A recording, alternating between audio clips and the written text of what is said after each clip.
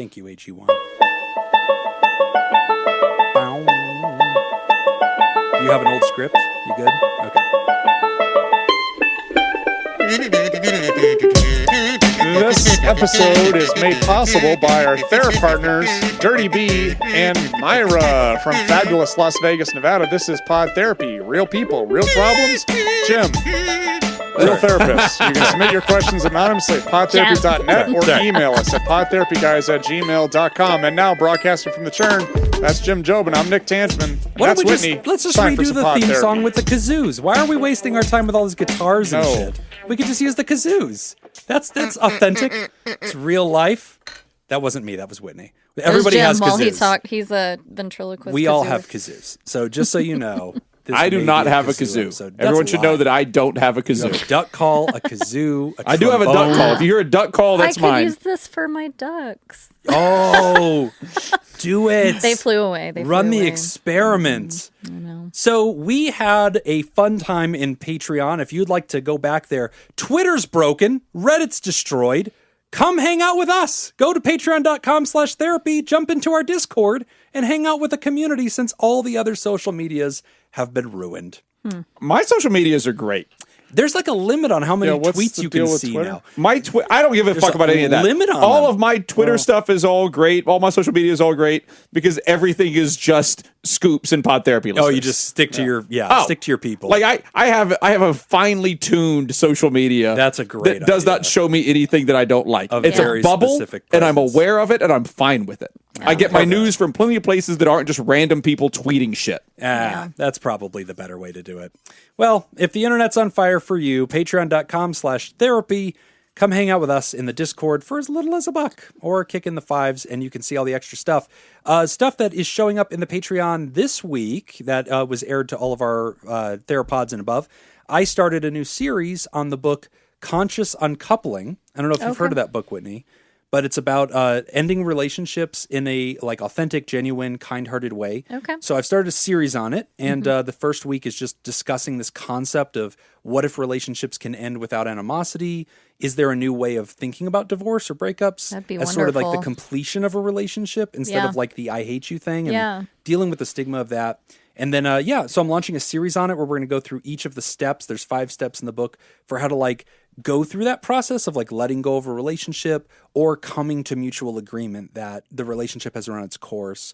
Can we end on a high note? Especially if you're transitioning to co-parents and stuff like that. So check it out. Patreon.com/therapy. So it's not going to be just one 5-hour Yeah, span. I've felt shamed and attacked. And so now I'm breaking into smaller bites.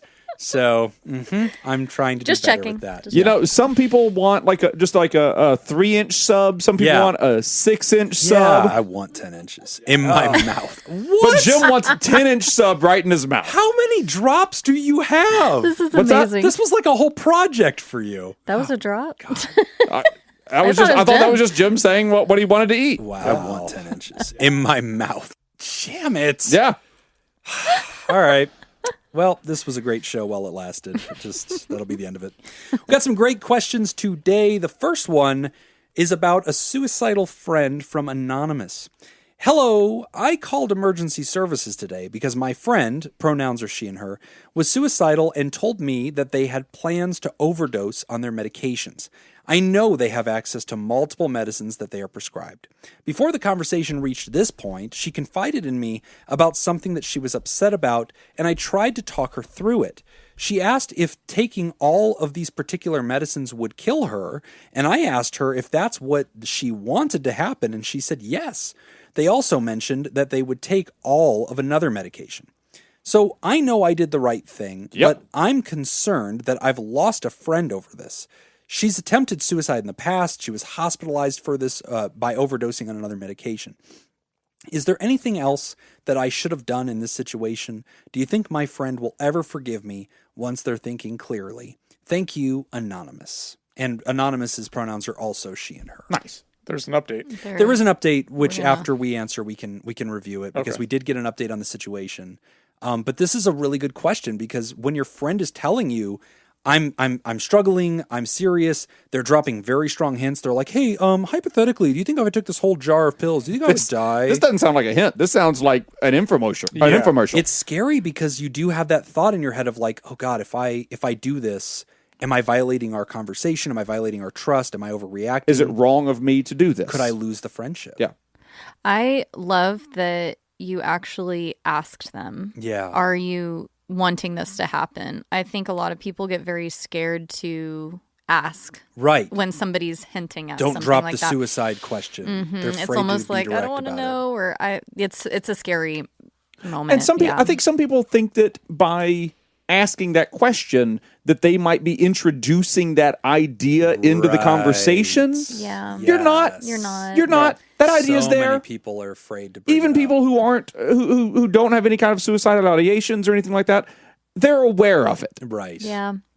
And a lot of times I personally believe that if somebody's talking to you about that to start with, asking those questions, it's almost like a cry for help. They are wanting you to ask. They're wanting you to help. And you did.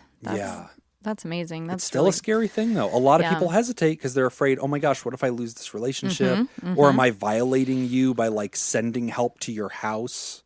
Yeah. It's a scary thing. Yeah. I mean, there's another way to look at it. And that is if the person kills themselves, you're going to lose that relationship. That's another good point. Yep. I mean, better safe than sorry. There's one direction that you're definitely going to lose that relationship. Yeah. And there's another one where you may or may not lose that relationship. Yeah. Right. Yeah, because I think worst case scenario, if you tell somebody and, help is able to intervene and that person is alive, from my perspective, I would rather my friend be alive and hate me the rest of their life. Right. Yes. Yeah. Than them committing suicide. Also, I don't think they will.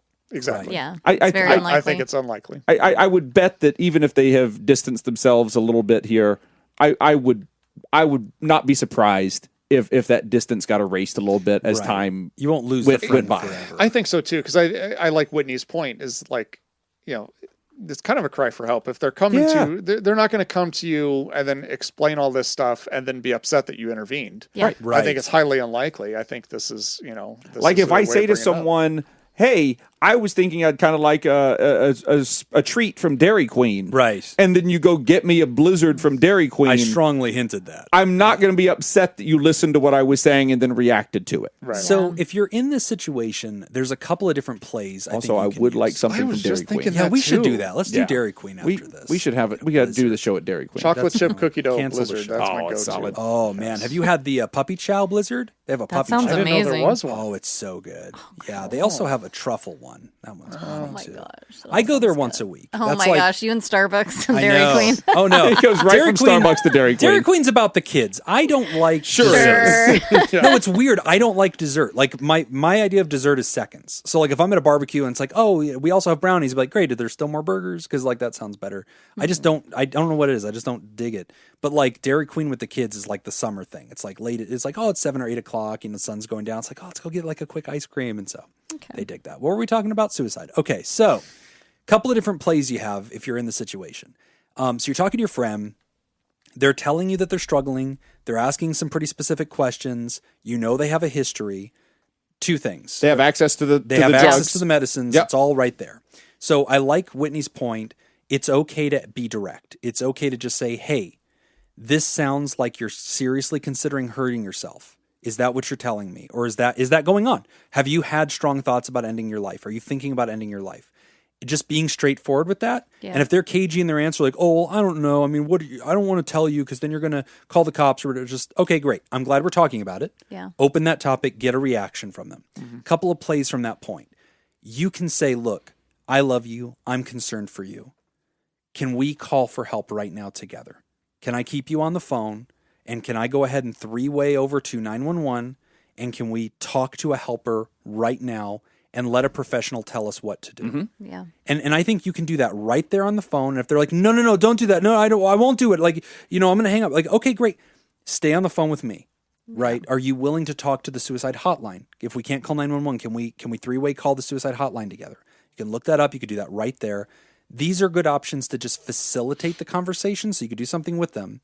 And then, of course, the other move is to be able to say, after the conversation, to just call yourself and say, look, you can let them know you're going to call. I think that's fine. Yeah. You can ask that they do that with you on the phone if they're willing to.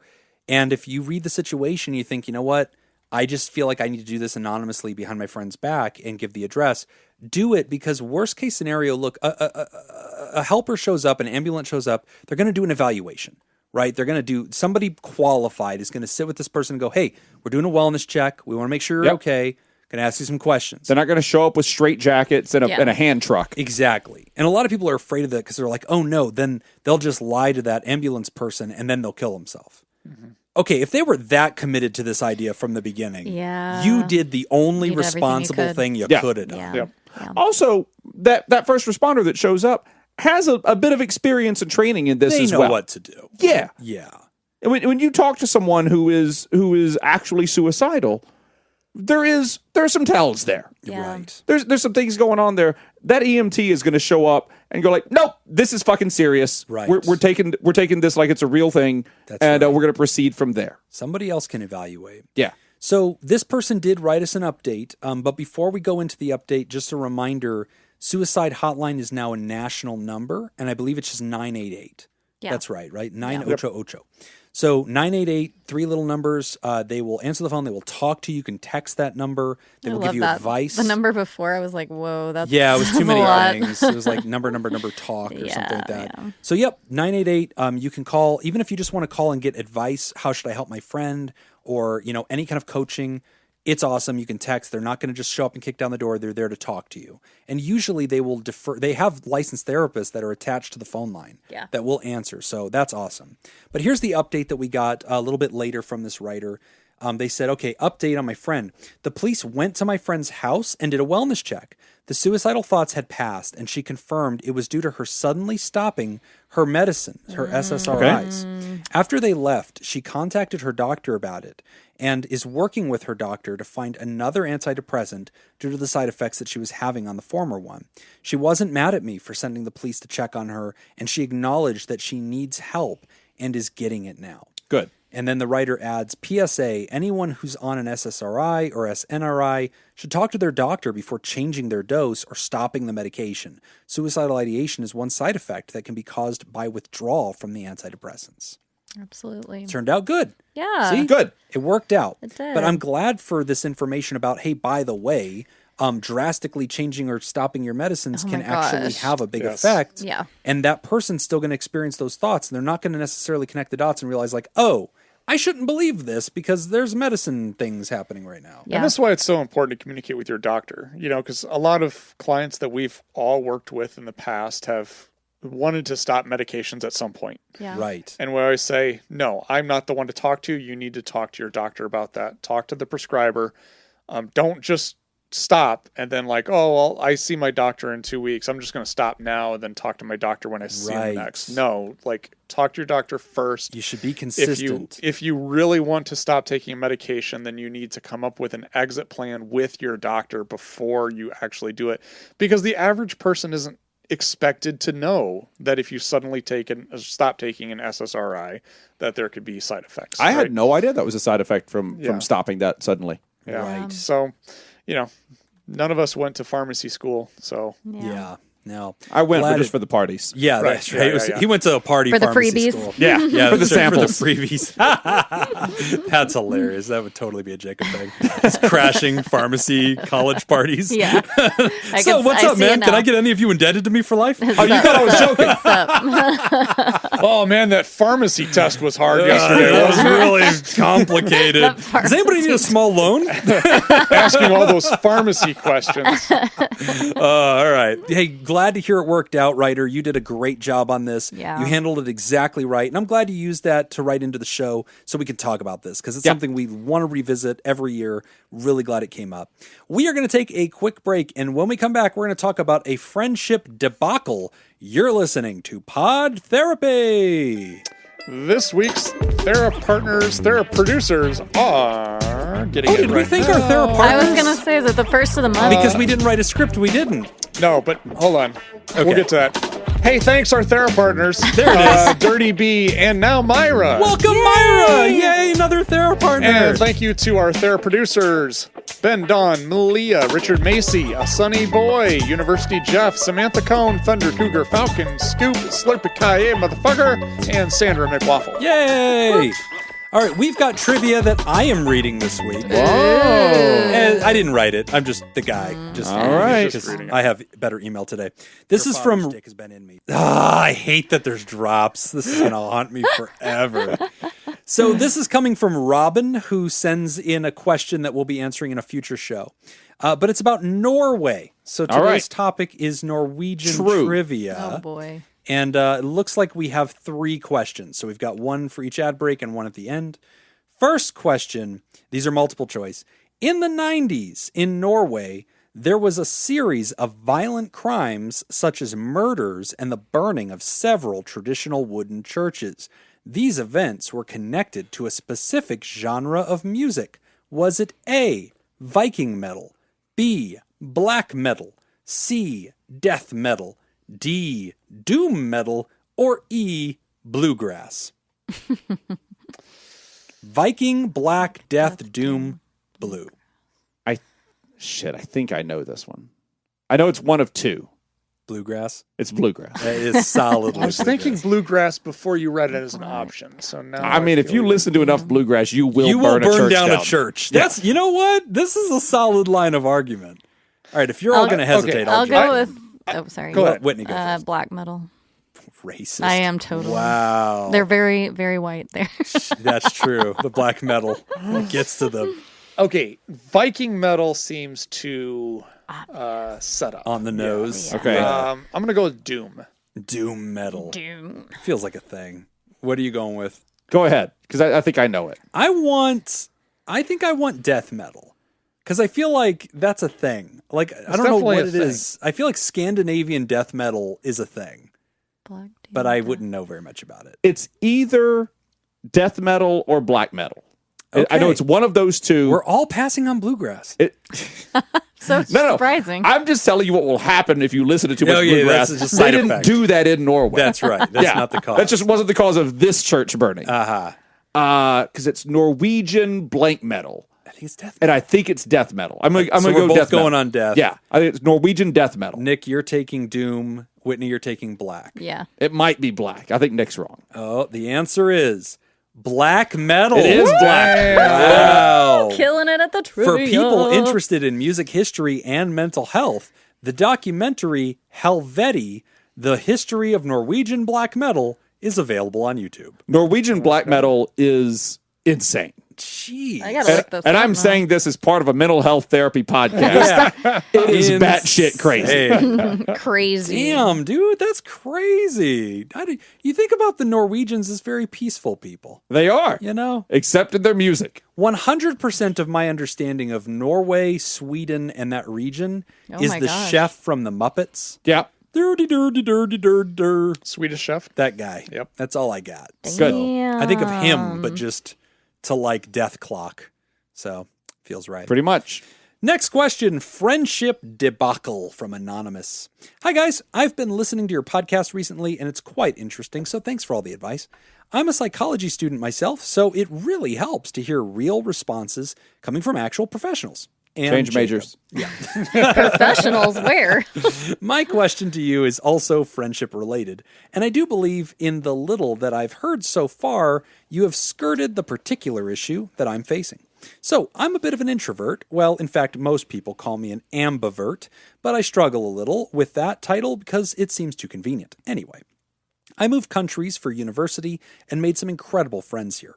We're a 3 musketeer situation, and my pattern has always been to be in a group of 3, which oftentimes causes issues for me.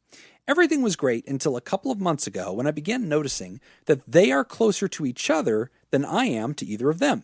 They didn't think much of it, but I was really struggling. So I don't drink, smoke, easily date people on dating apps, which is the norm almost, or even go out too much. Oh.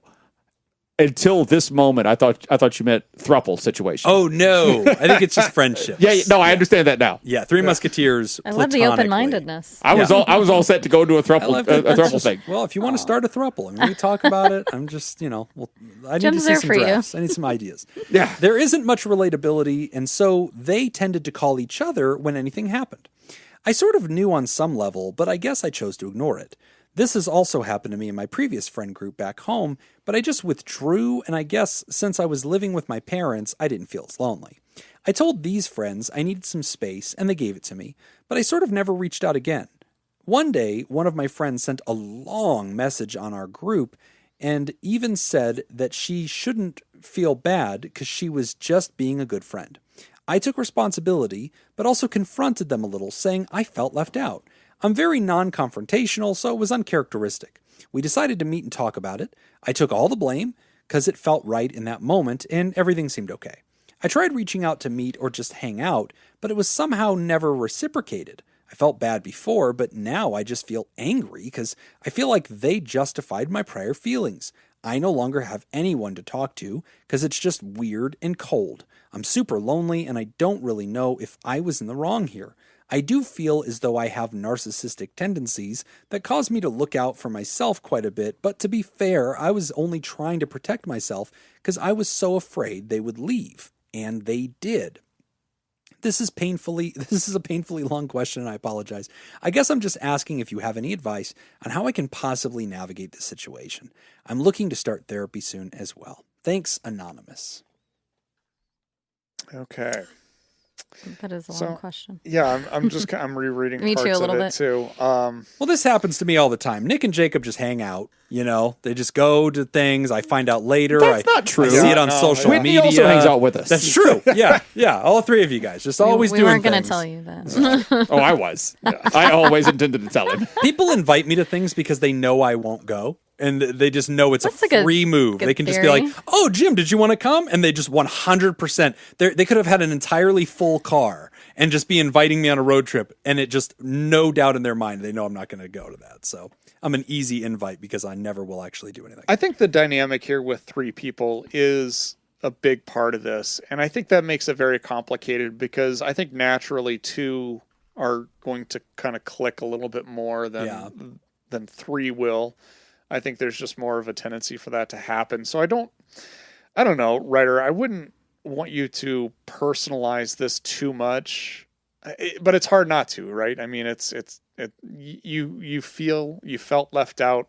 You kind of voice those concerns. And then by voicing that may have then kind of contributed even more to now the tension, and now things are just kind of weird. I mean, it sounds like they awkward, reconciled, but then it's weird now. Yeah. Nobody they're sounds pulling like away. nobody sounds like anybody's angry at anyone. No. Yeah. Right. And I think and this may just be one of those things where you're just like, all right, let's just move forward. Let's just keep going on. And it just kind of starts working itself out naturally. But I don't know. Part of me kind of thinks like the more attention that you're going to bring to it, the more awkward it's going to get and the harder it's going to be to maintain this kind of relationship. Because like if somebody comes up to you and it's like, you never call, we never hang out, we never blah, blah, blah, blah, blah. And then now it's like, okay, I'll call more. And so now it's like, okay, well, I need to call. Yeah. And so now I feel weird calling and I feel weird doing all this. And I always feel like that's an interesting move in friendships. Mm-hmm. Like if you feel under supported or connected with, or that you feel the other party is not interested enough in the friendship, and then you chastise them for that or chide them, that always feels like interesting to me. Because it's like, I don't know, like this whole thing is voluntary. This whole thing is optional. Go find another friend. Like if I'm clearly not like enough to hang out with you or whatever, you're disappointed in my disinterest.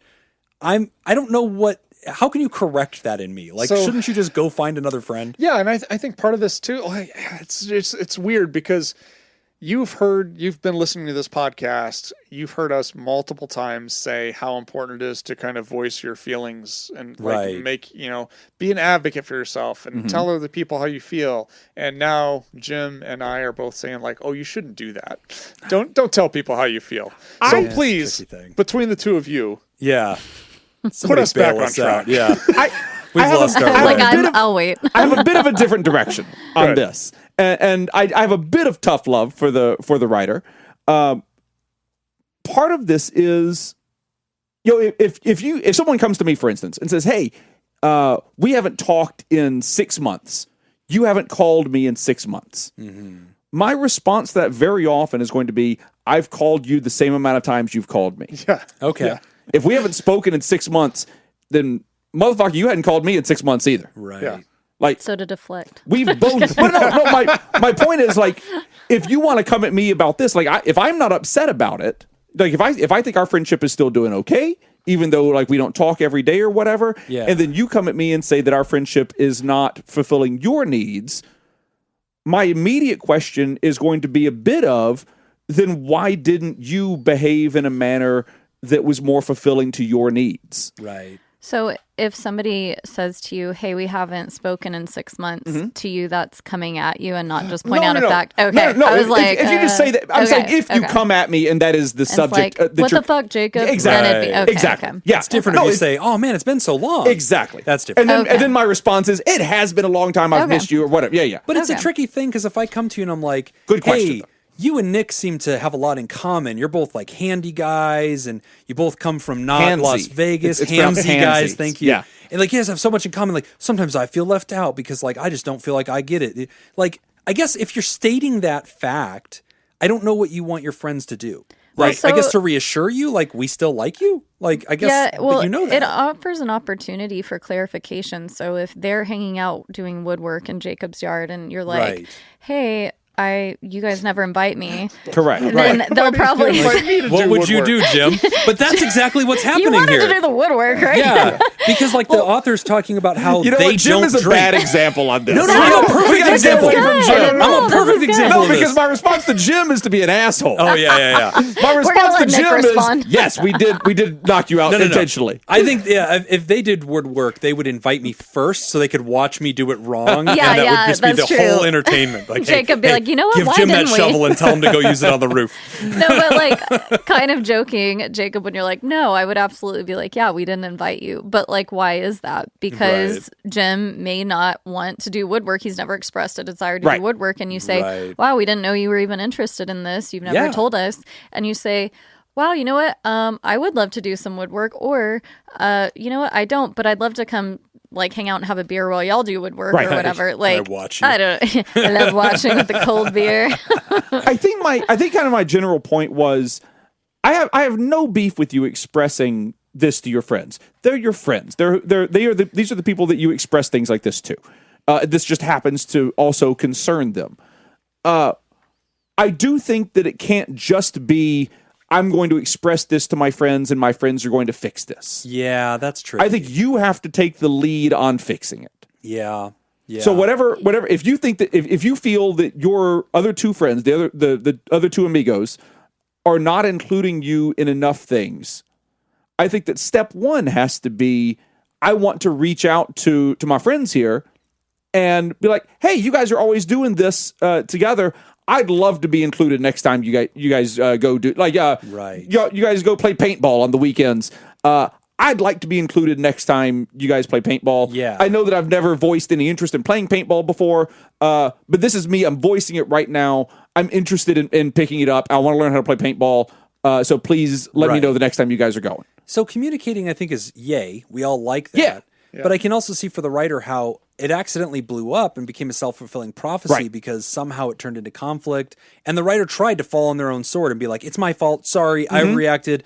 I was being silly, but now there's animosity. And like, I kind of relate to this. So like, whenever I first went to college, my roommate was Eddie. So I had gone to high school with Josh and Eddie, good friends of mine. I was really close friends with Josh. We're best friends since we were like 6th grade. Eddie came along and was like, oh, this guy's neat, but like not very close.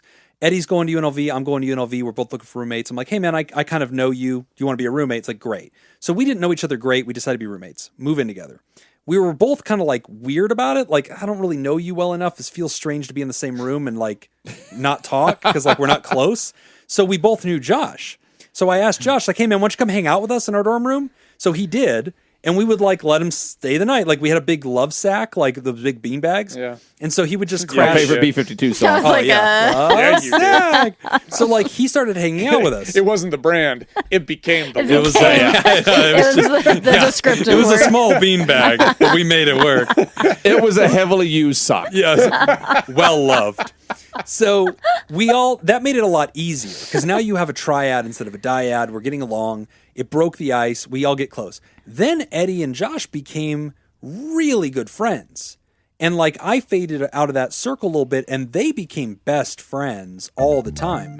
and they would hang out all the time and then invite me to stuff every once in a while and be like, oh, you should come with us. I totally relate to the author because I remember being like, oh, you guys didn't even know each other. Like, I was the friend and like I was the guy that made it work. And now you don't need me around at all. Adult relationships are really weird. Like Wait, Yeah, so they what are did weird. so what did you do? Or like what were I your got married. feelings? What were your thoughts? I just got married and He left. had kids. You replaced, I got married and you that was replaced the end your of best that. friend with your Yeah, wife. they moved in together. I got married and that was it. So, Okay. yeah. No, but it's weird because like so there was three of us that always used to golf together. Okay, The Nina, the Pinta, and then Santa Maria. Mark moved away. He went to He moved to California. Yeah. So then it was just me and Ed playing golf. Mm-hmm.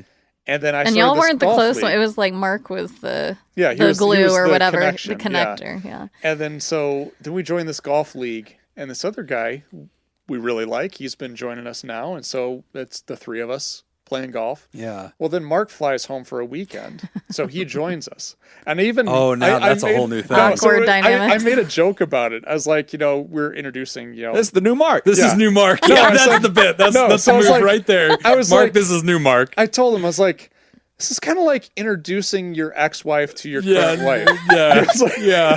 It's really weird like that. Call you it know? out. Yeah. Yeah. Just make This is shine a like light on it. introducing your current wife to your current wife. Yeah. Yeah. That's what I was going to say. Like your my previous mistress. best friend that's still your best Yeah. friend to a new best friend. And you're like, wait, what? This is my secret family. So I don't know if we got any advice for you, writer. I think we're acknowledging we're- that the tension It's exists. I kind of feel like you just go on as normal as normal as you possibly can. Right. I like the idea of taking the initiative and just trying and I realize it's not always going to work, because Yeah. sometimes it doesn't. Maybe learning from this that, because you said you kind of pulled back at certain times in other relationships and didn't, maybe because you're avoiding confrontation, Right. but really having better communication. It sounds so cliche, but really just better communication with people early on will take some of that weirdness out. Like when it starts happening, like, hey, can I come along too? Or like, what are y'all up to? Right. Or, and if it's really obvious they're avoiding you, then yeah, maybe take the hint because Yeah. that That's could be tough. awkward. But So right now the writer says that they're lonely. They don't really know what to do about it because now the friends are pulling away. They have tried reaching out. The friends are not reciprocating right now. And I think that's a really tough situation because I guess it becomes that whole like, okay, it's time to broaden your horizons, right? Because I don't want you Yeah. just sitting alone on a Saturday night and like the people you would normally hang out with or hang out with each other and didn't invite you.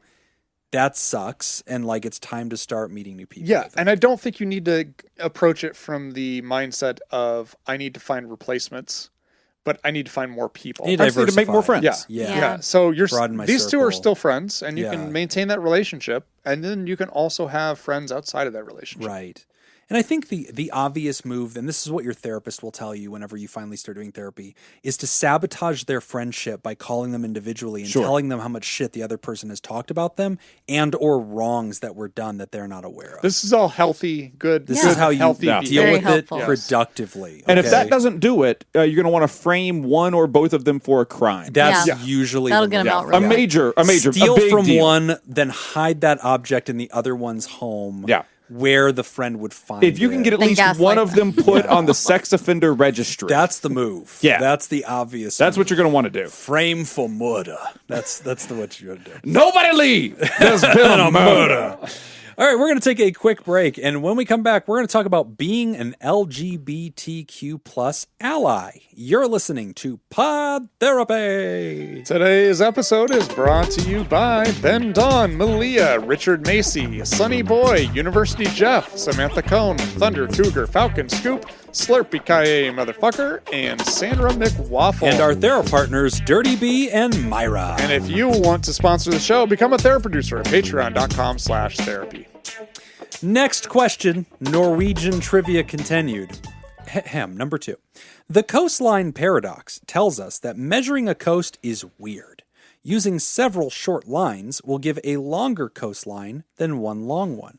This happens because one long line will ignore fjords and small islands. Gesundheit. Using lines of 30 meters, aka 98 feet, Norway has how much coastline? So and they clarify this is the mainland plus Norwegian islands. oh boy, Your options are A, the longest coastline in the world, B, the 2 longest coastlines in the world. 3, okay, never mind. A, the longest coastline in the world. B, the second longest coastline in the world. C, the 3rd.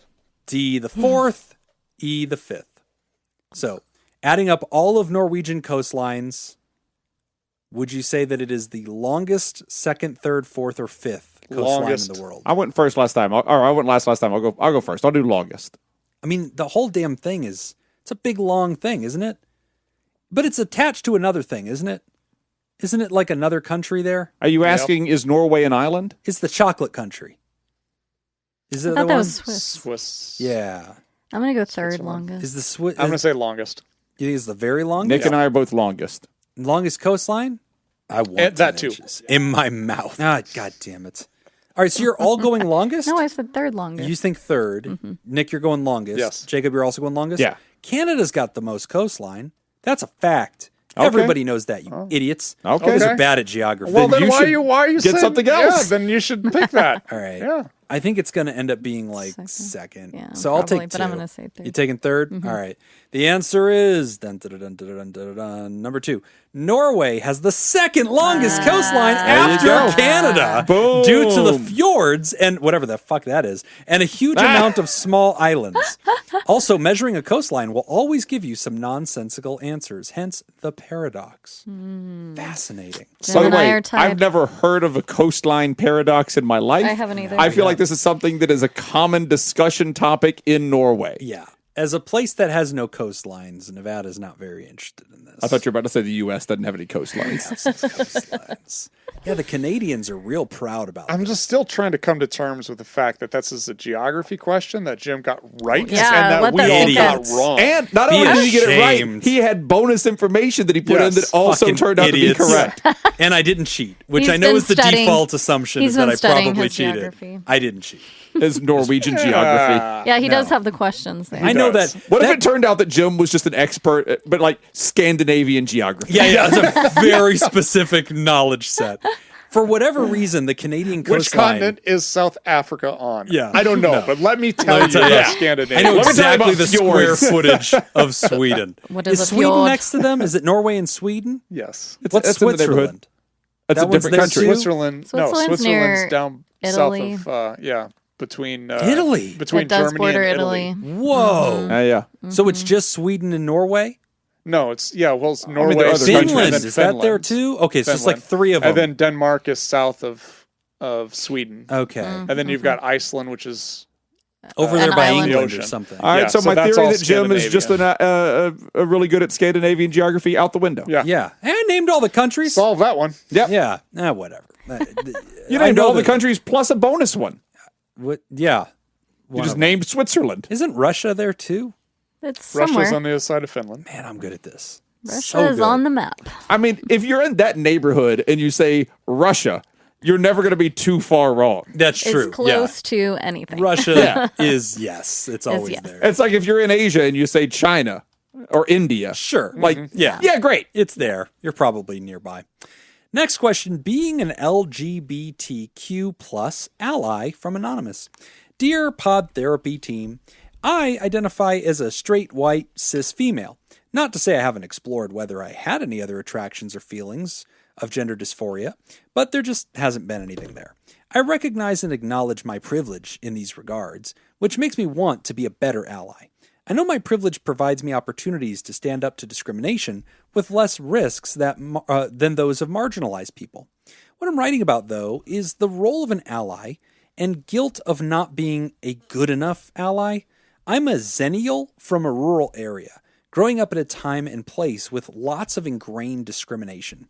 Because I saw so much of this growing up, I try to be an ally for groups like LGBTQIA+, IPOC, Indigenous and Peoples of Color, and people with disabilities and immigrants. I stand up to people when they make harmful assumptions of any of these groups. I've used my identity to challenge biases many times. I engage with many friends from these groups and try to understand the pressures they are under and the support that they need. Most importantly, I treat them as I do any other person. I constantly see cries for help, calls for allies to get out on the front lines and fight, from marginalized groups and for marginalized groups, and I want to be able to support more.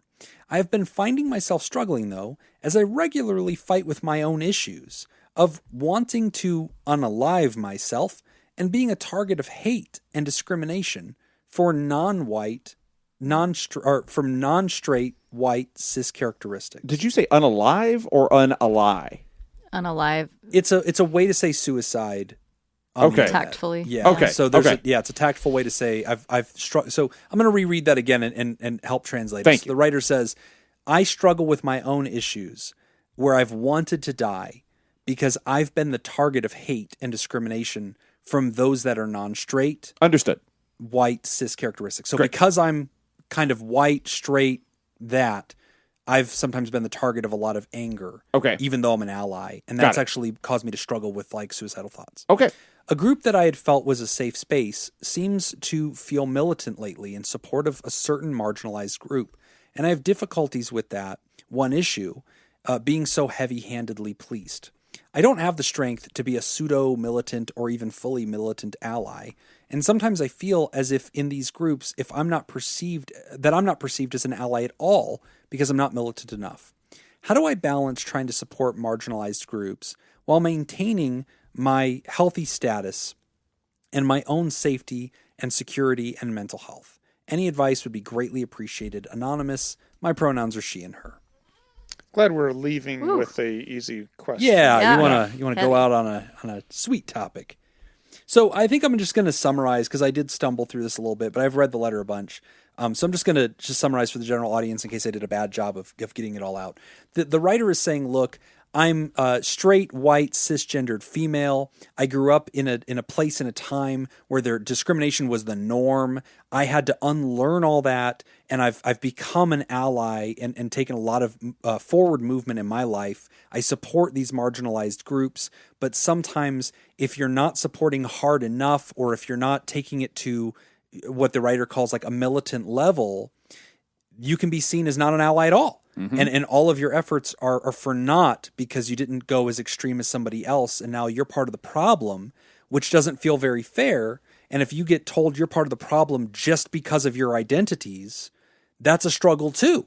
Because then you think, wow, like I feel bad about myself because of who I am, because I am white, because I am straight, because I am cisgendered. Now I'm struggling with my mental health because I feel like I'm letting you down, or I feel like I'm the enemy, even though I'm not. I'm clearly an advocate. But the writer's struggling with that. Yeah. And my first thought really is that I think it's great that you are trying. Right. Like that you're making an effort and Seems trying like your heart's in the right place. trying to be really aware of how your actions affect others or how you're perceived by others. All of those are a huge step in the right direction, it sounds like. So just to throw that out there to start with, that's great. That's still helping move in the right direction, basically. As far as feeling like you had a safe space that now is seemingly unsafe or less safe for you based on your own mental health, my personal perspective is that once your mental health is starting to become compromised for whatever it is, whatever's affecting you, that is the number one priority. Right. You want to protect that first and foremost. A very simplified analogy would be like, the filling your own cup. Like if you're pouring from an empty cup, you have nothing to give. Right. So if you're on empty or feeling very depleted, whether it's due to other people's actions or just naturally we go through mental health issues sometimes that might cause us to need to pull back from things like supporting others out of justice-driven perspectives. Right. But I think I've had friends go through things like that where they put their all into supporting marginalized groups, and based on their own either personal mental health or family status, having children and things like that they need to care for first, they've had to pull back from some of those. And it's been really good for them. And they can enter back into that world when they feel like they are stronger and more stable and supported, whatever else they need to move forward. They're able to go back and rejoin that fight. Yeah, that's well said. Make Yeah. sure to secure your oxygen mask first Yes. before assisting others. That's another great Yeah, analogy. that is a good analogy. I don't know. That's just kind of a more personal and I don't know, perspective. But I get the struggle though. yeah, Like I get that because hard. it is frustrating too. Like, I mean, even me talking about it makes me worried. yeah. Like I have I can tell. anxiety. You I should can tell. because I'm going to clip out what you say, and that's going to be the drops for next week, and it's going to be horrible. But I mean, like, it's really difficult, and even me saying that causes me anxiety because I realize my position. Right. So anything I say, I do feel like it obviously comes from a position of privilege. Yeah. I don't have a lot of the problems or a lot of the issues that people have to overcome, a lot of the obstacles that people have to overcome. And so I want to be supportive of that, but then I have a lot of anxiety, exactly like the writer. Like, well, what if I'm doing it the wrong way? Yeah. Or what if I say a word that isn't right? And so I think some of that you can, for me, I think if your heart is in the right place and you're willing to learn, that's the most important thing. Right. You know, you can be supportive, and if they feel like you're not supporting them in the right way, okay, well, take that feedback. And then, but I Yeah. agree with Whitney too. It's like, okay, well, I've only got so much, so Yeah. if my cup is empty, like Whitney said, then I've got nothing I can really give. So you do have to take care of yourself. And if that means kind of stepping back, step back, kind of regroup, be supportive, be involved as much as you can, but you can't give more than what you have. I'd like to ask the writer a question. I would like Nick to answer on behalf of the writer. Yeah, I feel He's in a good place. there's no way this can go wrong. No. Yeah. But no, it's a real question. Okay. Do you, in your position, just a position of being who you are, the way you were born, the world that you were born into, all of that, do you have an obligation to marginalized peoples to help them? And I want you to focus on the word obligation. And I don't have a right answer for this. Yeah, and this is honestly a really good question because I feel like I don't necessarily feel like I have an obligation to a specific group. Okay. I feel like my obligation is to my society that I live in. Okay. And that group is part of my society. Great. And so I do feel like I have an obligation to take care of my environment. It's my obligation to, if I'm not going to throw garbage out my window when I'm driving because I have an obligation to my community. Right. My community, we want to keep everything nice, so I need to contribute to doing that. So You I don't do your part. Exactly. I do my part. And I do think that a big part of that for me is I don't necessarily feel like my obligation is towards a specific group of people. I feel like my obligation is to all of society. And sometimes that means that my obligation is to people who I disagree with. Yeah. I may have fundamental political differences with one group of people, but I feel like, okay, well, I still have to share this sandbox with them, and so I can't just say, Because that sandbox is for everyone. It's Exactly. communal sandbox. Exactly. That we're all in here together, and there's no way that I can kick you out of it. No. I don't own the sandbox. But don't let the cats in. No. Dogs are fine. I appreciate there's points in this letter that I think I've struggled with as a person too, which is like, I want to support certain groups without demonizing other groups. So like, let's go back in time a little bit. And like Black Lives Matter is still very relevant here in summer of 2023. Sure. Yeah. But it was, obviously much more interesting and a lot more going on during the George Floyd assassination. And like there's big conversations going on at that time. We were seeing big demonstrations. Yeah. And at the time, the conversation lost all nuance. It became very binary. It was you're with us or you're against us. And at the time, it was you might call it extreme, or it was just a very different inflection, because it was like, look, we're going to defund all the police. Anybody who voted for Trump, anybody who's not marching with us right now, you'll be seen as the enemy.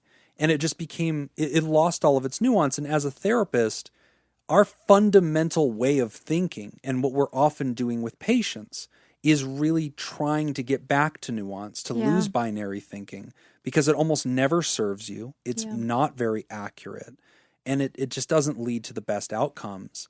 And so I would struggle with that, because I would have patients that would say, all lives matter, Jim. And I wouldn't debate with them. I don't care. But like, I would talk to people who'd say, oh my gosh, I can't believe how these people are running around marching and vandalizing things. That's so terrible. That's not proving anything. I'm like, okay. And I wouldn't debate with them. I just listen to my patient, because we're there to talk about their anxiety and they're scared of riots. And like, okay, cool. Let's talk about that. And then the next session, I'd have another patient being like, can you believe everybody that voted for Trump is a certified racist, and 50% of our country are real racists. And that's the only way you can describe them from now on. They must wear that label. And like, I wouldn't argue with them. But like, I have members of my family that I know voted for Trump, and I do not consider them a racist. But like, that would have been an issue. If I told them like, oh, I break bread with this family member, they'd be like, you need to stop. They will not learn if you tolerate them. Right. You have to shame them. You have to, and that to me is what that word militant means in the letter. Like, the way I hear that word is like, oh yeah, both sides have called me to protest against the other side by not talking to them, not fellowship, not dehumanizing them, and like taking it to an extreme, boycotting certain forms of media, going really hard. And like, I may not want to go that far with you, but that doesn't mean that I like don't care about you and I disagree with your entire perspective. I want to support you, but I might not be able to go that far. It does, and it does cause the tribalism piece of like, you're on our side or you're on their side, and that's it. Good guys, bad guys, and that's pretty much it. But the problem is it doesn't end there, right?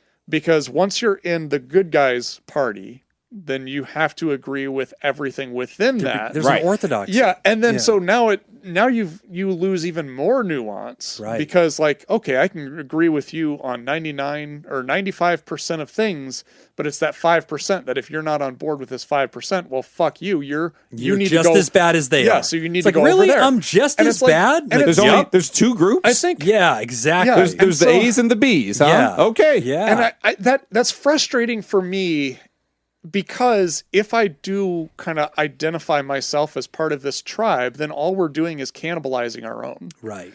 Right. And because there's just purity test after purity test. Exactly. And that doesn't serve us. Right. Because we're not going to get any closer towards having to live in peace with other people. Right. We're creating a bigger enemy. Right. And actually, this is kind of one of the things that Matt Donnelly said when he was on the show. That guy. I know. But he did here's my point. See, we can disagree with him on a lot of stuff, but he made one good point. Okay. He did not. And get the fuck out. Show's over. Leave. But the whole thing with like, and I remember talking about this years ago, about somebody wrote in with a question about toxic masculinity. And I had said at that point, I said, yes, I'm totally on board with toxic masculinity, and that's bad, as evidenced by the word toxic. Sure.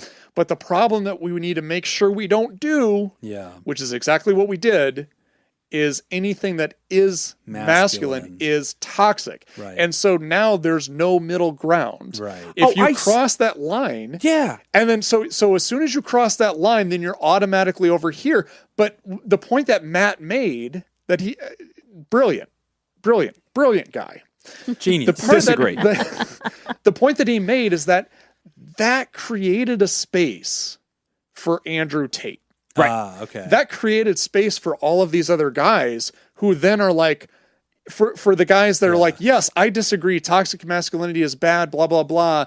But then if you put up a YouTube video about here's how we... Yeah, let me speak for men for a second. Yeah, here's my experience being a man. Here's a video on men's fashion. Right. Oh, men's fashion. Well, you're toxic. So fuck you, get out of our group. Right. Well, now all you've done is the only space left for me to go the bad guys. is Andrew Tate. Right. So you're pushing me over to that guy. Right. So you're making that part that even stronger. So you're creating that vacuum where it just goes that way. There's a political movement that's been happening for a while now on the right that I think does this expertly. And that is calling, it is mainly done by Republicans, although Democrats do this to some degree as well. But in the U.S., it's mainly done by Republicans, and that is referring to someone that does not agree with everything on their platform a rhino. Oh, that. Yeah, I Republican just in name learned only. what this was recently. I was they like, Rhino. actively are shaming members who identify with them. They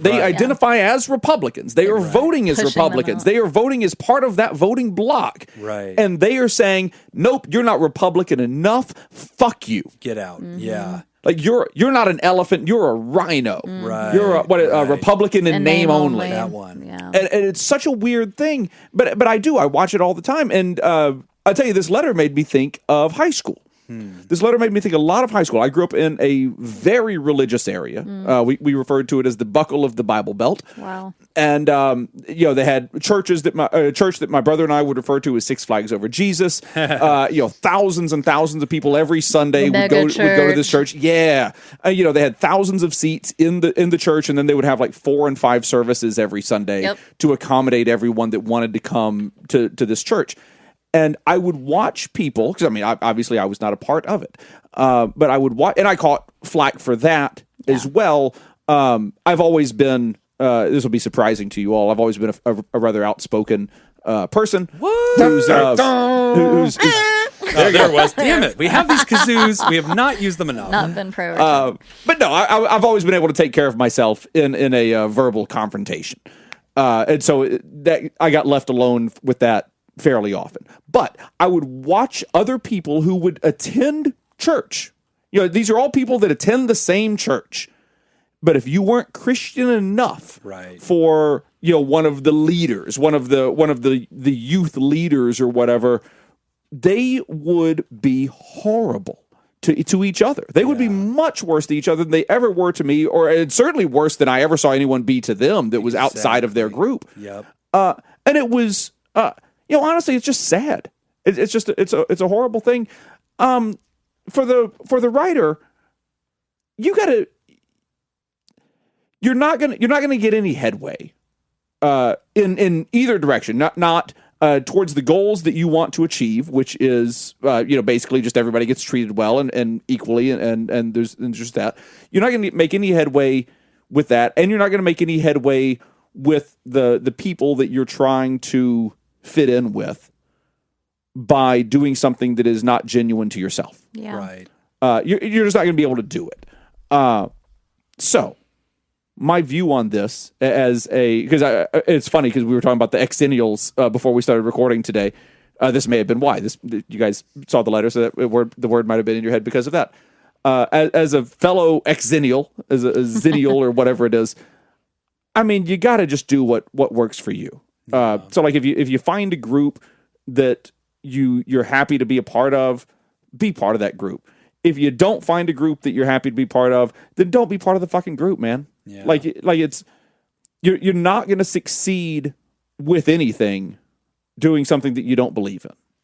Yeah, and I think this is a tough question because I think there's advice for the writer, there's also advice for groups. Yeah. Of like, hey, we have to be careful not to eat our own. We have to be careful not to be assholes, guys. We have to. We really have to leave room for a broad coalition. Like I've had people call me out for just referring to groups of people as guys.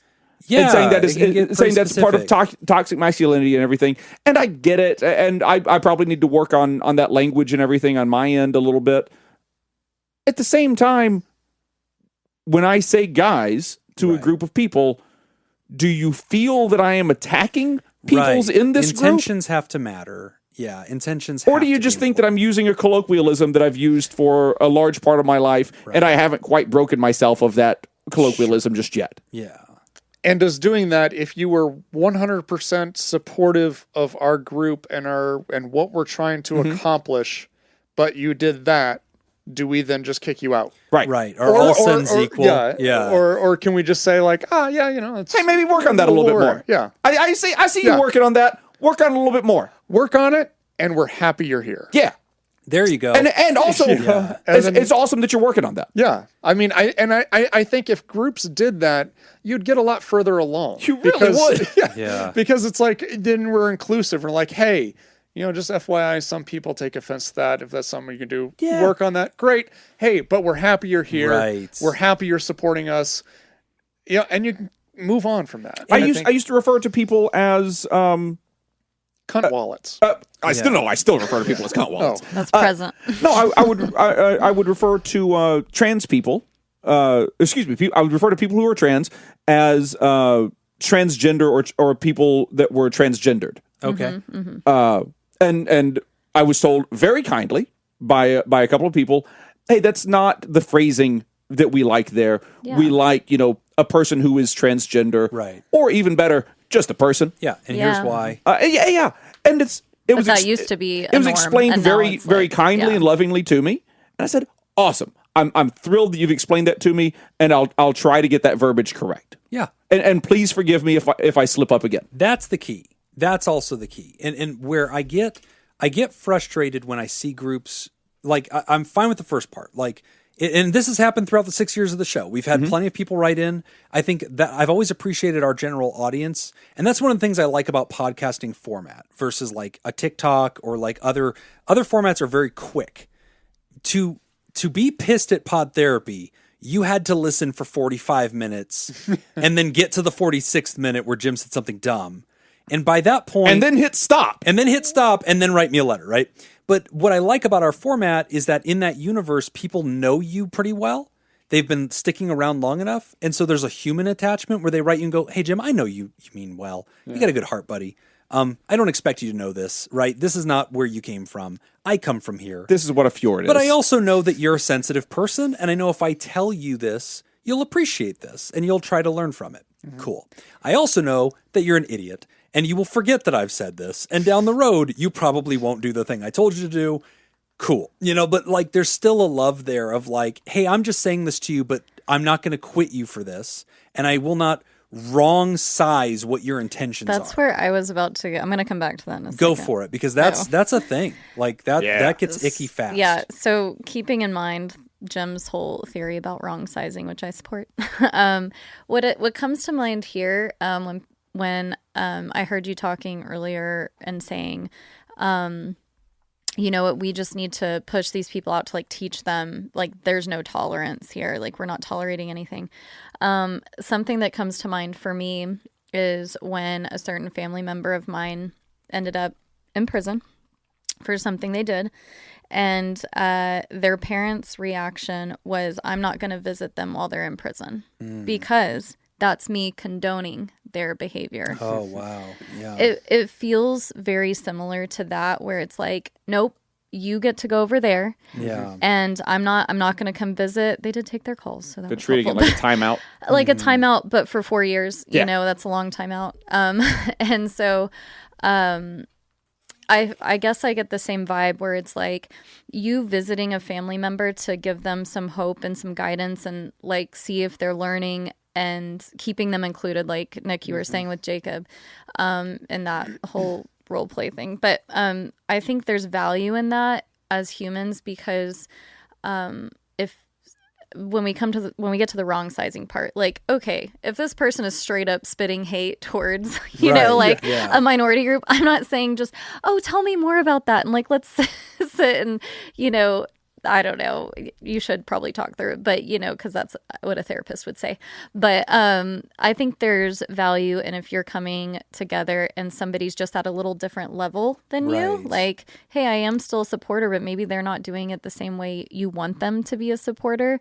Trying to meet in the middle and see where they're coming from rather than pushing them out, kind of what you guys were saying. And it didn't if end you up do well with that- the family member and the parent. They are No way. still, I know, we were Yeah, shocked. it's, hard Very to shocked. reconcile Yeah, to that. yeah. But like just the idea of like, if I kick out the person to the right of me, and I'm not using right politically as a political ideology, but I'm just as a direction. If everybody to the right of me, I kick out of the group, if that's my philosophy, all I'm doing is guaranteeing that someday I'm going to get kicked out of the group myself. So I'm to the right of somebody else. Exactly. Yep. That's exactly it. I call it the Injustice Olympics.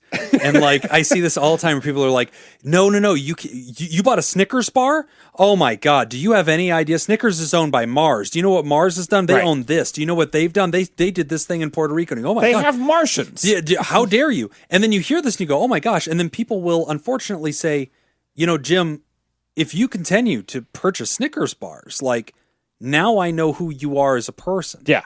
And I really hate that logic because there is no logic. Number one, I know you're hungry. Yeah. Number one, I know hungry people are assholes. Yeah. But number two, there's playing football always like Betty somebody. White. There's always somebody that can outrun you in the Injustice Olympics. Yeah. You're wearing clothes. Those clothes were probably made in a country that doesn't have a lot of laws because that creates a profit margin for the clothing That company. hurts people. There's always something. Like you're participating in economics. You're using the internet. Like you're yelling at me through a medium right now that's probably got injustice tied into it all over the place.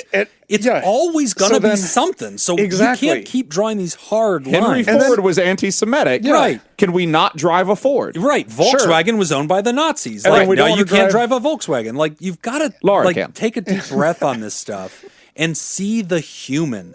Talk to the human. Educate the human. And if they say, I choose to still buy Volkswagen because I like the gas mileage and I can afford it. And Cool. ultimately, all you end up doing, like if we did that, okay, between, just as an example, Jim and myself, and I am saying, Jim, you shouldn't be eating this because blah, blah, blah. You shouldn't be wearing clothes made in blah, blah, blah.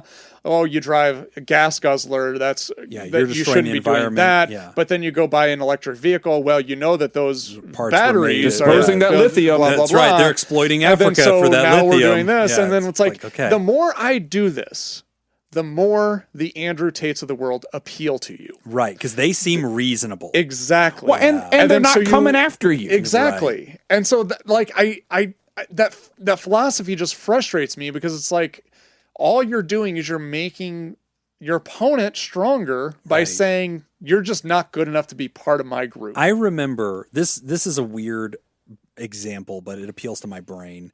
So, do you remember Occupy Wall Street? Sure. Remember Oh my that very gosh, brief yeah. moment where that happened? And at first it was like, that's silly. And then like a couple of weeks in, we were like, oh my God, they just might do it. Like something might happen here. Yeah. Like they're getting global attention. Wall Street's ground to a halt. They're doing something Shares really of GameStop special. are worth $8 million a piece. That was a different thing. So, but the Occupy Wall Street thing, I remember it being on the news and thinking, oh my gosh, like somehow these people are standing up to the powers. It's this broad coalition. They're doing something magnificent. They've got it. And then and all the news networks are trying not to look at it because they're owned by overlords. But they finally were forced to because it was such a phenomenon. You couldn't avoid ignore it. it. And then finally there were senators and congresspeople that were like going to these people and supporting them. And I was like, oh, you finally got the Congress to show up? Politics. And one of the Congress people who showed up was that very famous, he's passed away now, but he's a very famous black congressman who marched with Martin Luther King. Oh, sure. Out of Baltimore. Yeah. Yes. Now I forgot his name. yeah, He hold wasn't on. my congressman, but he was very famous. John Lewis. John Lewis. And they were like, civil rights icon John Lewis has showed up to support these people. And they had a stage. And they brought John Lewis out because there's no real leaders. Remember, it Right. was all this weird organizational thing. And so John Lewis comes out. Same with Black and Lives Matter. he's about to tell you how he has figured out how to overthrow power systems. And he's here to help you do it, even though he's in a power system. And he's come to give you advice and to give you his endorsement, and that is a big day. And now the media is there. The cameras are there. They're finally listening because John Lewis, civil rights icon, has taken the stage to endorse you and to help. And this dude got 5 words out of his mouth. Yep. Before they shouted him down and said, who are you to lecture us? We do not have leaders. We are a people. We will not have a stage. We will not have a microphone. We are not going to give you a voice. We're going to now talk amongst ourselves. Cool. See you later. Burned their own bridge. Yeah. And I was like, dude, you guys couldn't make room for somebody because at the time your philosophy had gotten so radical and decentralized that it was unacceptable that there be a person who speaks and others listen. They were doing it was just amazing how they ate their own tail on that one. And then a couple weeks later, the whole thing fizzled out. It's also that mindset of, my opinions are just as important as facts. That was it. It was this thing and of it's, like, whatever your I have to say opinion- is just as important as what your anybody voice- else has to say. Yep, that was it. The way they ate him was they said, like, your opinion and your voice is not special. You being a congressman, you Right. being a civil rights icon is not special. We are not doing special anymore. We are doing the people. And it's like, that's fine, but the people need to speak, like, pick a person Anyway, immediately they were not taken seriously anymore. Yeah. The whole thing fell apart. The news stopped following them. And then the police came in when the news wasn't looking and beat the hell out of everybody and kicked them out of the park. Yeah. And so anyway, my point is this kind of stuff can eat its own tail. So, Ryder, I think you're hearing a lot of us agreeing with you and saying, hey, we see you, we hear you, we're glad that you're supporting the people that you are. I think that we have words for movements and groups to talk about like inclusivity, even among those who you don't consider marginalized. So your coalition is broad, not picking every single hill to die on, not being too extreme. But then our advice to you, I think, is going back to what Whitney said.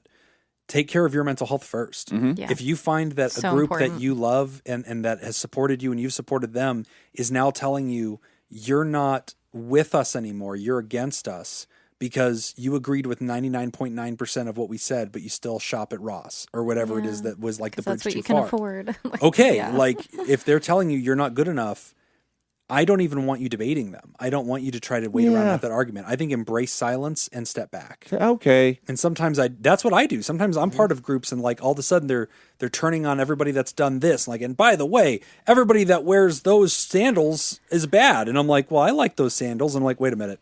I'm not even going to offer that. Like, I'm just going to embrace silence. Well, I think This you is can. not the time for a nuanced Just conversation. Homer Simpson backing into I the just bush. back into Yeah. the bushes. I continue to support from afar, and I just say, you know what? I'm gonna let you guys lead. You guys talk amongst yourselves. I'm gonna sit back here and support you from the cheering stands.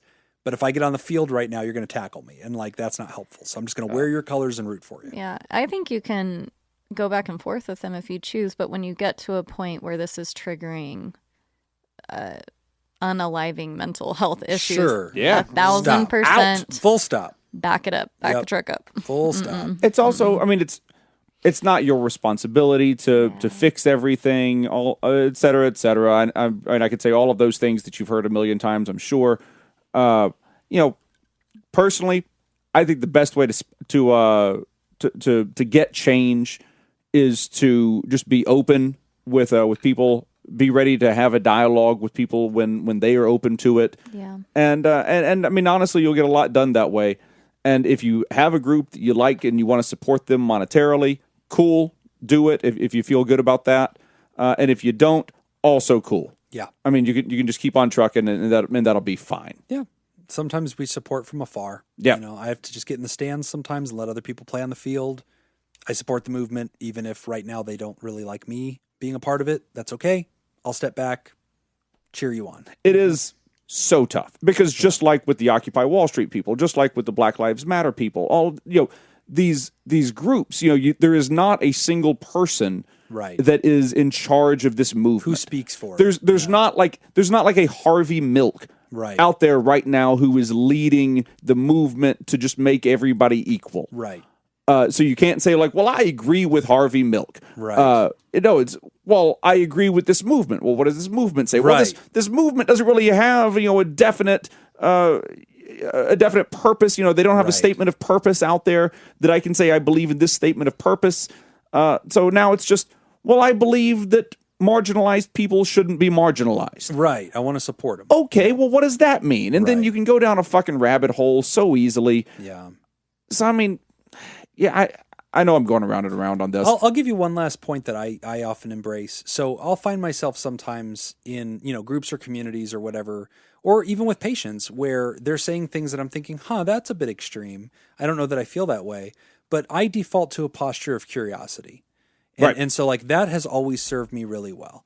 With complete sincerity, complete authenticity, somebody will tell me like, oh, I absolutely will not buy Dasani water or whatever. Okay. I'm like, oh, and they'll be like, and anybody who does is an ignorant slut. And I'll be like, okay. And I instead of being like, fuck you, I really like Dasani, I'll be like, teach me more about that. Like Yeah. you seem well informed. You seem passionate. Yeah, that's I'm great. a very persuadable person. Like, tell me about that. And it may strike a chord. It may hit me where I live and I go, oh, fuck that. I don't want to buy Dasani anymore. And I'm just like, I'm not going to do it. Or I may remain unpersuaded, but better informed for having Right. learned from your human experience. And You now I say know that- you exist. And that's really important to know where you stand. You say that birds aren't real. Explain that to me. Yes. Tell me how these aren't birds. When did Jim me- tell you Tell that? me how these aren't Oh, that's a robots. movement, Whitney. Have you ever seen the birds aren't real movement? Are you serious? No, 100%. Oh, That's no, a thing. this is a real fact. That's just make that up. absolutely a thing. Yeah. No, he didn't pull that out of his ass. That's real. What? Yes, the aren't real. birds aren't real movement is for No. real. It's Yeah. the Right up birds. there with Flat Earth. Oh, the birds are a government It's device. tied. It's tied together a They're lot of times spy with flat devices. Earths. There are no such things as birds. Birds are created by the government as a form of spyware that they're I'm watching over. Googling That's one of the this. theories. That's what it is. yeah. Birds are not I know real. the theory is that they're Because projections. birds are kind of ridiculous. Like, if you just look around, you're like, oh, things that live. And then these fucking things that just fly with feathers? Nah, doesn't add up. Doesn't add up. I think that's where we end this. I think that's, Yeah, it's a leave good it at way the to- birds aren't Yeah. real. That's the hill I die on. Yeah. Anybody who thinks And now I've birds got are that real clip is a of Jim fucking saying that. idiot. It says the shit. first thing says Gen Z conspiracy. Why they got to throw Gen Z under the bus? Like, No, it is kind of a Gen Z It is? thing. I think think it the is, rest, because the rest of us have drank the Kool-Aid, right? The rest of Oh, us, it's on 'cause birds. of 23 yeah, we already, year old. yeah, we accepted Big Bird a long time ago. Yeah. Big Bird. These kids haven't. Well, we're at the end of the show, and as we wrap it up, we just want to remind you that you can go to that a bird? Patreon. Is that a bird I hear? We can go to patreon.com/therapy, and you can get the extended show ad-free a day early. Enjoy the live chat with the Discord community. Enjoy our weekly deep dives, interviews, skill shares, research roundups, and rants. And before we get to the readout, we want to welcome our new and second Thera partner, Myra. Thank you, Myra. Awesome Welcome. to have Myra. Enjoy your cool Discord swag. It's Hey, fun times. Also, I'm pulling up. Sorry, we did not have time to pull together a script, so I'm just looking to see if we've got any new. No, I any other checked. new. That was we it. don't. That was the only Okay. new one. It is the first show of the month, Yeah. which usually we read off all the We're therapy. gonna You have say to do that, but that this is next month time. 3 that we haven't done. Whitney, No, that's not we didn't true. invite you here to scrutinize us, okay? You just go with I'm it. holding You you don't accountable question it. here. We don't need accountability, goddammit. We needed a female voice so we stopped getting sued. Fair. You fair. had one job. I'm the token. That's all you're. Now that the Supreme Court has ruled, you can go home. Oh, it was a good show. soon? Yeah, 6 years Too we soon, lasted too it. soon. I didn't think it would be you that killed the show. I really thought it'd be Jacob. Next over there. For sure. Yep, you're underestimating me. I had my money on Jacob being the one that sunk the boat. I've had shows longer on the air than this one. This is true. He knows how to dodge the mines. Well, as we get to the end, thank you to our Thera partners, Dirty B and Myra, and to our bosses, the mysterious and shrouded Illuminati members of the fan club, the Thera producers. Thank you, Jake Schneider, Robert Brownie, Junior Mint, Smitty Scoop, Ben Don, Judy Schneider, Kayla Lansbury, Dr. and Mr. Hot Dog Nope, Scoop. correction. Mr. and Mrs. Hot Dog Scoop. Oh, we've been corrected. We have been corrected. Oh. She, unlike somebody in this room, does not insist that everyone call her doctor. What an idiot. And I will continue to insist on Then that. why go to school? Why even get it?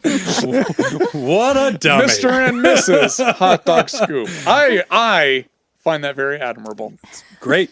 Be admired as a nobody.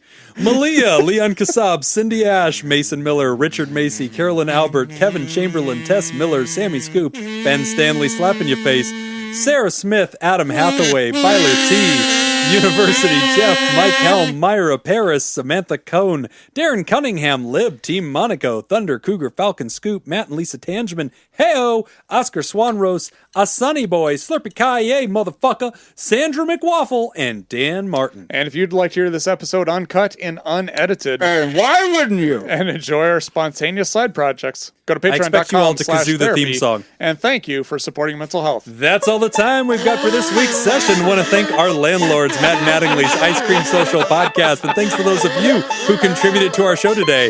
We really appreciate it. Remember, pod therapy isn't mine's something to broken. keep all to yourself. It's like a Share the room full of episode bees. with someone who needs it by opening the episode subscription in your podcast app. Oh, that didn't happen anymore. Anyway, tag us on the socials. You know where to find us. And go to patreon.com/therapy. And if you want to submit a question to the show, ask anonymously at podtherapy.net or email us at podtherapyguys@gmail.com. I'm Nick Tangeman. I'm Jim Jobin. I'm Whitney. Thanks, and we'll see you for your appointment next week. What's the last trivia? Or no? Your father's dick has been in. All right, one more Norway trivia. In my mouth. In my mouth hole. All right, what did I do with the Norway trivia?